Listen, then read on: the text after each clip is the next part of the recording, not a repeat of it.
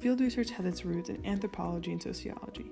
When tackling a problem with field research, you go out and talk with and observe the people your question or problem relates to. As a designer, this gives you a better understanding of what the problem is and who's involved in it. You are able to understand their behaviors and attitudes toward the problem. To give you an overview of the steps, first, you gather data. Second, you analyze it. And third, you synthesize it. In the initial gathering process, this might include interviews and observations. You're trying to understand what the problem is and who's involved. Next, you have to analyze all your findings. This means bringing in the transcriptions, sorting out what you've found, and coding them based on themes and categories. Finally, you synthesize it. This is bringing together all that you found based off of how you've organized it into codes. This might include making journeys and personas that bring together the different data points. It's important to know that the process is not linear. You may do an initial round of interviews, begin to analyze it, and realize you need to go out and observe another part of the process. You may ask, how is this different than other types of research?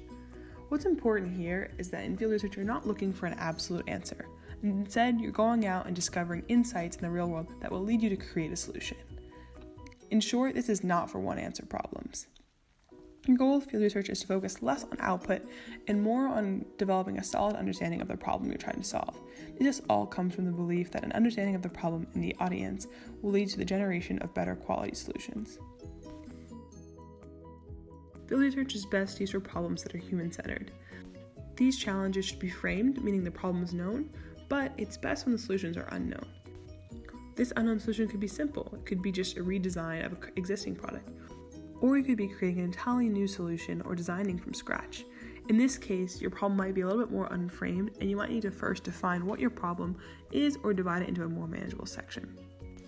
There are two main types of field research. The first is exploratory.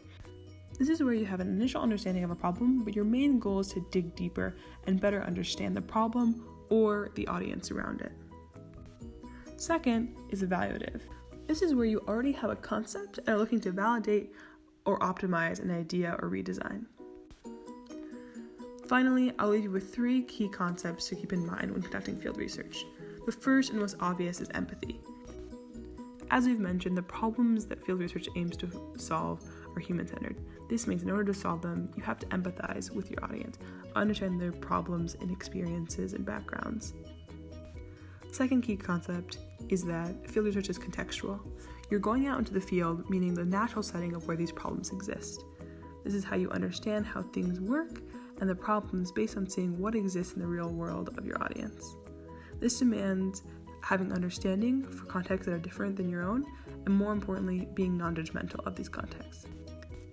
Finally, you must have patience and be comfortable with ambiguity. Resist the urge to have clear insights and solutions at every step. You won't always know the answers or quite understand what a user's behavior means. Understand that this is a process and it's not always a fast one, but in the end it will yield tremendous insight, and you can ensure that your solutions will actually serve the needs and meet the desires of your intended audience. The first phase of field research is data gathering. This is a very divergent phase. This means you're trying to expand and open yourself up to new solutions and creative possibilities. Don't quite yet focus on zeroing in on a solution. In general, in this process, you're going to be going out into the context of your audience and seeing how they engage, interact, and what their attitudes, desires, and needs are. I'm going to go through a few different methods that you can use when doing so, but for each one, there's a general outline you should follow. The first is you should plan. What method are you going to use? What questions does it help you answer? Then create a guide. Within this guide, focus on what few topics you want to explore. Always pilot. Conduct a test run of your method before you go out and do this with a real audience. This takes extra time, but it will help you work out through kinks and make sure you are making the most of your time with your audience. Then it's time to go out and actually conduct your research.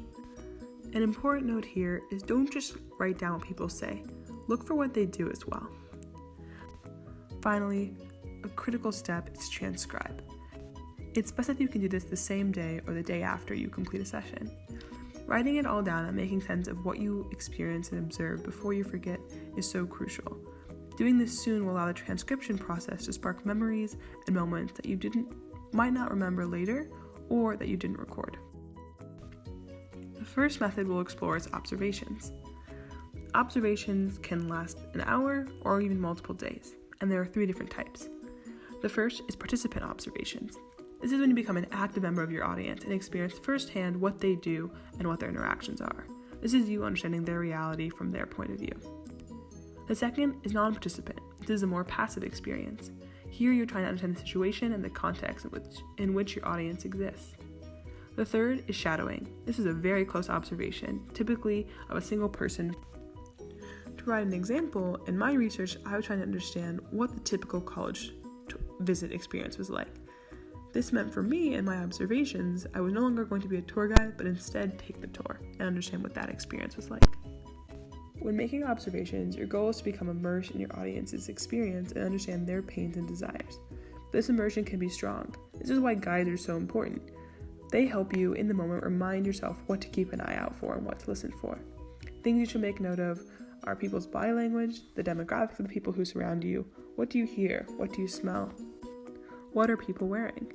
These details may seem small, but when they come together, they can give you a better understanding of the context you experience.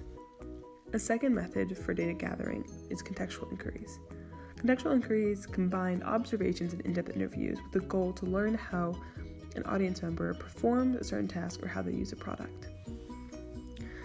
The word contextual is important here. This means you're going into the place that your audience member uses your product or service and see how they use it within that context. So in my example, with my research, when I was exploring an app for college tours, we found real visitors, gave them the app, and saw how they used it. It's important to notice here that inquiry does not equal interview. Here you are asking them, show me how to do X. Allow them to explain and think aloud. Remember again that what you hear is only one data point. Be sure to observe the person's body language and their actions and see what you can learn from the context you're in. The third method we'll cover is card sorting.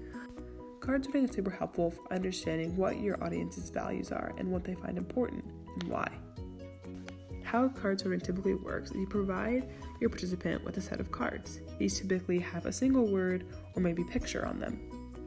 Then you ask them to rank them by importance. In my example, in my research, we were trying to understand which icons best represented a certain feature. So in my card sorting exercise, I gave my participant multiple cards with different icons on them and asked them to rank them by which one best communicated what the feature did. What's important here is that you vary the cards. You should have abstract and concrete examples as well as a blank one. This is a way for you to allow your participant to tell you what they think and what they desire. In other variations of card sorting, instead of asking them to rank by importance, you could ask them to group similar cards or ask them to arrange it how they see fit. These are just 3 methods to get you started, but there are so many to explore. Pick them based off of what it is you're trying to figure out about your audience or your problem. Then, once you've gathered your data, it's time to move into the analysis phase.